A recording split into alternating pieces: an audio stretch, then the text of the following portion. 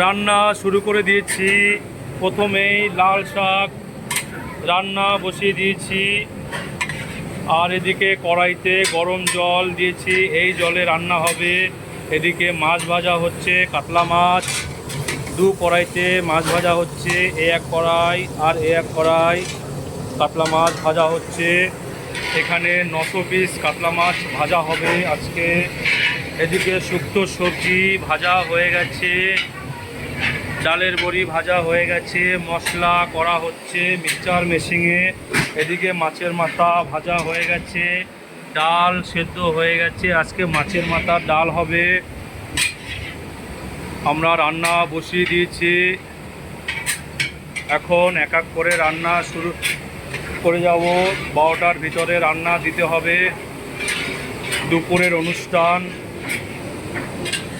এটা আমার পিসি শাক রান্না করছে, লাল শাক।